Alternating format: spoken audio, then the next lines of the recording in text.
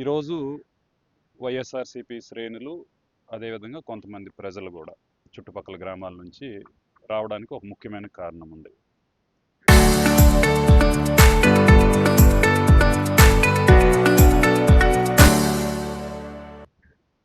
రీసెంట్గా railway zone మనకి వైజాగ్ బేస్డ్గా ఏర్పడిందని చెప్పేసి ఎంపీ గారు 1వ తారీఖున మన నియోజకవర్గంకి వచ్చి ఇక్కడ ఒక స్టోన్ ఒకటి వేసి వెళ్ళడం జరిగింది. ఆ సందర్భంలో కరాపాడు జాడుపూడి దగ్గర 2 ఆర్ఓబీలకి శంకుస్థాపన చేశారు. నాకులాగే మా అందరికిలాగే చాలామంది ఏం ఆశించారంటే Ichchapuram ROB at LC gate 9 level crossing gate number 329 అంటే ఇది మన వెనక్కు కనిపిస్తుంది కూడా, ఇక్కడ కూడా ఆర్ఓబికో రైల్ ఓవర్ బ్రిడ్జ్కి శంకుస్థాపన చేస్తారని అందరూ అనుకున్నారు. బట్ అన్ఫార్చునేట్లీ అది జరగల. ఒకసారి గతంకి వెళ్తే కనుక అసలు ఈ ఆర్ఓబి డిమాండ్ ఏంటి, ఈ ప్రజల నుంచి రిక్వైర్మెంట్ ఏంటి అని అంటే కనుక ఈ గేటు దాటి ఇటువైపు రమారం 35-40 గ్రామాలు ఉన్నాయి. ఆంధ్ర, ఒడిస్సా అన్నీ అవ్వచ్చు. మీకు 2 ఇన్సిడెంట్స్ చెప్పాలా. 21 జనవరి 2026లో ఈ 2 గేట్లు ఓపెన్ అయినాయి. అటువైపు ఒక ట్రైను, ఇటువైపు ఒక ట్రైన్ వచ్చింది. అదే టైంలో కాలేజీలు, స్కూల్స్ ఓపెన్ అవ్వడం వల్ల పిల్లలందరూ కూడా ఇన్ఫ్యాక్ట్ కొన్ని వెహికల్స్ కూడా ఈ ట్రాక్ మీద ఉండిపోయాయి. అదృష్టం కొలది ఆ 2 ట్రైన్లు ఆపగలిగారు కాబట్టి ప్రమాదం అనేది తప్పింది. We are just fortunate at that point of time. Otherwise Ichchapuram అనేది ఒక అన్ఫార్చునేట్ కారణం వల్ల వార్తల్లో ఉండేది. 2020లో బిర్లంగి ఆ ప్రాంతంలో ఒక 3 మహిళలు సాయంత్రం పూట నదిలో స్నానంకి వెళ్తూ నీటిలో మునిగిపోయారు. 3 కూడా ఆ నీరు ఇసుక లంగ్స్లోకి వెళ్ళిపోయి క్రిటికల్ కండిషన్లో ఆటోలో తీసుకొచ్చినప్పుడు ఈ గేటు పొద్దుపోయినప్పుడు అరౌండ్ 6 ఆ ప్రాంతంలో రమారమి 20 నిమిషాలు ఆగిపోవడం వల్ల ఆ క్రిటికల్ టైంలో హాస్పిటల్కి తీసుకెళ్లి వైద్యం అందించలేకపోవడం వల్ల 3 చనిపోయారు. చాలా పెయిన్ఫుల్ సిచ్యువేషన్. ఆ సందర్భంలో జిల్లా కలెక్టర్ గారికి కోరడం జరిగింది. చాలామంది ఏమంటారంటే ఈ రైల్వే ఓవర్ బ్రిడ్జ్ కోసం మేము ధర్నాలు చేసాం, మేము లెటర్లు ఇచ్చాం, ఇవన్నీ చెప్తున్నారు. వాస్తవంగా it was a decision taken by the central government.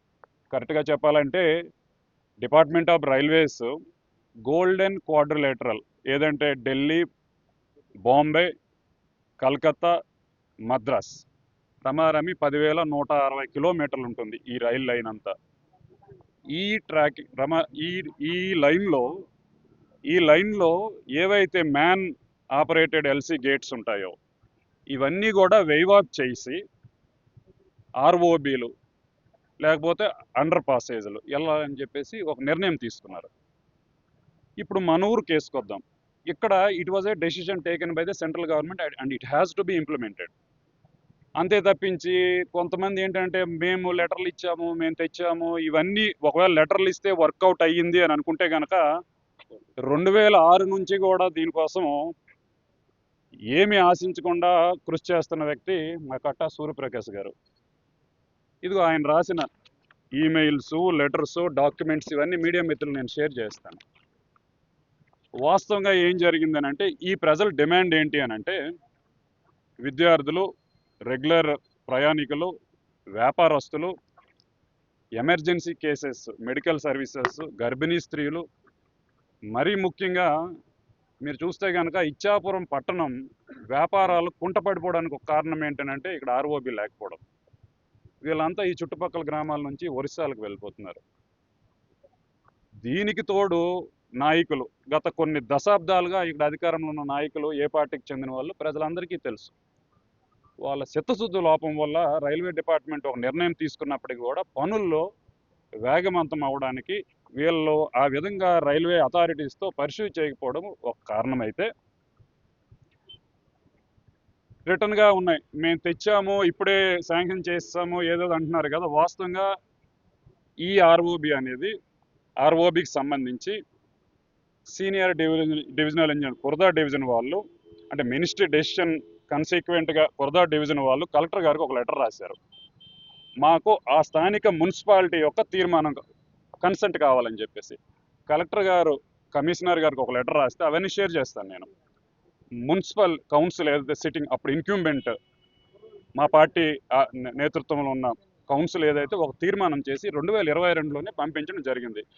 We are okay, మాకు ఇట్స్ ఓకే, మీరు కన్స్ట్రక్షన్కి ముందుకు వెళ్ళండి అని చెప్పేసి కన్సీక్వెంట్గా దానికి జిల్లా పరిషత్ చైర్పర్సన్ గారు కలెక్టర్ గారికి లెటర్ ఇవ్వడము అవన్నీ కూడా డివిజనల్ ఇంజనీర్ గారికి వెళ్ళడం జరిగింది. ఫైనల్గా ఆర్ఓబికి అప్రూవల్ 2023లోనే వచ్చింది. ఆ లెటర్ కూడా నేను మీకు షేర్ చేస్తాను. 2023లోనే వచ్చినాయి ఇవన్నీ. 2023లో అప్రూవల్కి వస్తూ అక్కడతో ఆగల. ఇట్ ఈస్ కాల్డ్ ఫర్, మీకు ఒకసారి చదివి వినిపిస్తాను. See, the proposal for construction of ROB at LC Gate 329 between Surla Road and Ichapuram at north side of Ichapuram has already been sanctioned in the year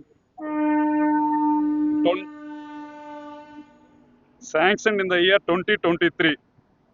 Preliminary activities such as geotechnical study, topographical survey, preparation of GAD has been awarded to combined.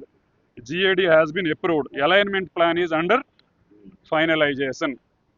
Approvals వచ్చాయి, basic studies కూడా జరిగినాయి. Alignment finalisation అని అంటే బేసికల్గా ఏం propose చేశారని అంటే, ఇటు నుంచి నా వెనక ఏదైతే గేట్ ఉందో ఇటు నుంచి ఈ ఎదురుగా తీసుకొని వెళ్ళాలని చెప్పి ఇనీషియల్ ప్లాన్. అప్పుడు రైల్వే డిపార్ట్మెంట్ వాళ్ళు పబ్లిక్ ఇవ్వాల్సిన కాంపెన్సేషన్ చాలా ఎక్కువ ఉంటుందని చెప్పేసి అదే రోడ్లో స్ట్రైట్కి వెళ్ళి దేవాలయం దాటాక అదే రత్తకన్ రోడ్లో ల్యాండ్ చేయడానికి ఎల్ షేప్లో ఒక ప్లాన్ తీసుకున్నారు. ఫర్ రీజన్స్ అన్నోన్, తెలియని కారణాల వల్ల కొంతమంది వ్యక్తుల యొక్క ఇంట్రెస్ట్లో ప్రాపర్టీస్ ఎఫెక్ట్ అవుతాయని చెప్పేసి ఈ డ్రాయింగ్స్ ప్రిపేర్ చేసిన హైదరాబాద్ బేస్డ్ కంపెనీ, నేను ఆ కంపెనీ వాళ్ళతో కూడా మాట్లాడాను, ఆ డాక్యుమెంట్స్ కూడా మీకు షేర్ చేస్తాను. ఏకంగా డ్రాయింగ్ని ఈ రైల్వే ఏదైతే రూటింగ్ని ఇంకాస్త ముందుకు తీసుకెళ్ళి ఒక రౌండ్ యూ షేప్లో తీసుకెళ్ళి ప్రైవేట్ ల్యాండ్ త్రూగా, ముస్లిమ్స్ ల్యాండ్ త్రూగా ట్రావెల్ చేస్తూ ఆ ప్రైవేట్ ల్యాండ్స్ త్రూగా తీసుకెళ్ళి అక్కడెక్కడో మళ్ళీ రత్తకాన్ రోడ్లో కలపాలనుకున్నారు. దీనివల్ల ఇంచుమించుగా ప్రభుత్వానికి 35 నుంచి 40 కోట్లు అదనపు భారం అవుతుందని తెలిసినప్పటికీ, రిపీట్, 35-40 కోట్లు అదనపు భారం అవుతుందని తెలిసినప్పటికీ మా ప్రాపర్టీ సేఫ్ ఉండాలన్న ఒక ఇంటెన్షన్తో ఇలా చేశారని చెప్పి ప్రజలు అనుకుంటున్నారని చెప్పి మీడియాలో కూడా వచ్చింది. అవి కూడా షేర్ చేస్తాం. ఇప్పుడు మేమేమంటామంటే, ఇచ్చాపురంకి ఇక్కడ ఒక ఆర్ఓబి మాత్రమే కాదు, అక్కడ ఒక అండర్ పాసేజ్ కావాలి నార్త్ సైడ్. ఐ థింక్ అదేదో ఇనీషియల్గా మూవ్ అవుతున్నట్లుంది. ఎట్ ద సేమ్ టైం అటువైపు వెళ్తే జగనన్న కాలనీకి వెళ్ళడానికి అక్కడ ఒక అండర్ పాసేజ్ కావాలి. అది చాలా నేరోగా ఉంది. ఒక బైక్ ఇటు నుంచి వెళ్తే రెండో బైక్ అటు నుంచి రాలేని పరిస్థితి. వాటర్ స్టాగ్నేట్ అయిపోయే పరిస్థితి ఉంది. టౌన్ పెరుగుతుంది, జనాభా పెరుగుతున్నారు. ఊరు విస్తరించినప్పుడు దానికి తగ్గట్టు మౌలిక సదుపాయాలు ఇప్పుడు మనం టేకప్ చేయకపోతే కనుక భవిష్యత్ తరాలకి ఇబ్బంది కలుగుతుంది. ఇక్కడ మీరు ఆర్ఓబి కన్స్ట్రక్ట్ చేస్తే నేనేమంటానంటే, ఆర్ఓబి మాత్రమే కాదు, కొలిగాం రోడ్ అంటే మన మార్కెట్ దగ్గర నుంచి ఈ స్టేట్ బ్యాంక్ ఎదురుగా వస్తున్న రోడ్డు హెవీ ట్రాఫిక్, ఎంత దారుణమైన ట్రాఫిక్ ఉంటుందని అంటే, బస్సు ఇటు పక్కన ఒక ఆటో కూడా తప్పించుకోవడానికి, లేకపోతే 2 కార్లు కూడా తప్పించుకోవడానికి లేని పరిస్థితి. అందువలన ఆర్ఓబి కన్స్ట్రక్షన్ ఏదైతే ముందుకు తీసుకెళ్లాలనుకుంటున్నారో దాన్ని కొలిగాం రోడ్ ట్రాఫిక్కి పరిష్కారం చూపించబోదు ఇక్కడ కన్స్ట్రక్ట్ చేస్తే అన్నది ఒక ఆలోచన. మేము ఇక్కడ కన్స్ట్రక్షన్ చేయొద్దని అనడంలా, అండర్ పాసేజ్ అయితే it's a must. At the same time ROB positioning ఎలా ఉండాలి అని అంటే, ఇచ్చాపురం భవిష్యత్తులో పట్టణం పెరిగిన ట్రాఫిక్ అవసరాలు తగ్గించే విధంగా, ఎట్ ద సేమ్ టైం కొలిగాం రోడ్లో ఉన్న ట్రాఫిక్ కూడా భవిష్యత్తులో పెరుగుతున్న ట్రాఫిక్ కూడా ఈజీ అయ్యేటట్లు చేయాలి అని అంటే మా పార్టీ తరఫున మేము ఒక ప్రపోజల్. ఆ ప్రపోజల్ ఏంటి అని అంటే, ఊరికి అవతల ఏదైతే ఉందో రాజుగారి కోట అటు నుంచి తీసుకొని వచ్చి ఆ వాటర్ ట్యాంక్ పక్క నుంచి తీసుకొని వచ్చి రైల్వే ట్రాక్ దాటి యువత ల్యాండింగ్ చేసి ప్యారలల్గా రైల్వే ట్రాక్ వస్తే కనుక చిదంబరేశ్వర కాలనీ ఆ జంక్షన్ దగ్గర మళ్ళీ రత్తకన్ రోడ్డుకి జాయిన్ అయితే కనుక మేజర్ వెహికల్స్ అటు నుండి వెళ్తే 2 వీలర్స్ 3 వీలర్స్ ఇటు నుంచి వస్తే కనుక కొలిగాం రోడ్లో డెన్సిటీ తగ్గుతుంది. ఇది ఒక ఆలోచన మాత్రమే, ఇదే ఫైనలైజేషన్ చేయాలని మా ఉద్దేశం కాదు. ఇది ఎందుకు చెప్తున్నాము అని అంటే, ఇప్పుడు గనక ఒక తప్పుడు నిర్ణయం తీసుకొని రాంగ్ లొకేషన్లో ఆర్ఓబి కన్స్ట్రక్షన్ అయితే గనక ఒక 70-80 కోట్లు పెట్టుబడి పెట్టిన తర్వాత ఇంకొక ఆర్ఓబి రాదు. కానీ కొలిగాం రోడ్లో ట్రాఫిక్ యాజ్ ఇట్ ఈస్గా ఉంటుంది. ఇవన్నీ దృష్టిలో పెట్టుకొని గౌరవ ఎంపీ గారు మొన్న ఇక్కడికి వచ్చినప్పుడు ఆ శంకుస్థాపన చేసినప్పుడు కొంతమంది పనికిమాలిన మాటలు కొన్ని మాట్లాడారు. ఆ పనికిమాలిన మాటలకు ఒక అర్థం వాళ్ళకే తెలియాల. అండర్ పాసేజ్ కట్టి ఆర్ఓబి కట్టకుండా తప్పించుకుంటారేమో అన్న ఒక అనుమానం అయితే ఒకటి వస్తుంది. అండర్ పాసేజ్ ఇక్కడ కట్టిన తర్వాత ఇదే లొకేషన్లో ఆర్ఓబికి ఆ లేఅవుట్ వేయడానికి కుదురుతుందో లేదో కూడా తెలియదు. టెక్నికల్గా ఇంకా స్టడీస్ చేయాలని చెప్పేసి అన్నారు. మంచిదే, how long it may take, ఇంకెన్నాళ్ళు తీసుకుంటుంది. టెక్నికల్గా అన్నీ స్టడీ చేసి వీలైనంత తొందరగా మీరు ఇచ్చేది ₹1 కూడా ఉండదు. ఇది కంప్లీట్గా కేంద్ర ప్రభుత్వం యొక్క ప్రాజెక్టు. ల్యాండ్ కానివ్వండి, దాని whatever compensation private land acquire చేసినా కూడా దీనికి సంబంధించిన ప్రతి రూపాయి కూడా సెంట్రల్ గవర్నమెంట్ ఇస్తుంది. కాబట్టి మీరు ఇప్పుడు పొజిషన్లో ఉన్నారు, కేంద్ర ప్రభుత్వంలో కూడా మీరు భాగస్వామ్యులుగా ఉన్నారు. దయచేసి స్ట్రాంగ్గా on behalf of people of Ichchapuram and the surrounding villages వీళ్ళందరి ఇబ్బందులు గమనించి బలంగా పర్స్యూ చేయాలని చెప్పేసి ప్రయత్నం చేయాలని కోరుతున్నాం. అలా కాకుండా గత 40 సంవత్సరాల పైగా ఈ నియోజకవర్గంలో ప్రజల్లో వాళ్ళ అవసరాలు పట్టించుకోకుండా డిలే చేయడమే మా ఎజెండా అని మీరు అనుకుంటే కనుక ఇంకా దేవుడే మిమ్మల్ని క్షమించాలా. అంతిమంగా కొంతమంది ఏం చెప్తారంటే, మేము ధర్నాలు చేసాం, లేకపోతే మేము వెళ్ళి లెటర్లు ఇచ్చాం, ఇదిగో మా ఫోటోలు చూడండి అని చెప్పి కొంతమంది ఇక్కడికి వచ్చి సన్మానాలు కూడా చేయించుకున్నారు. మీ contribution for this project is ZERO 0 because it was a decision taken by the central government to waive off all the man operated LC gates, to waive off all this, replace with ROBs. It was a central government decision. It is not a state government decision.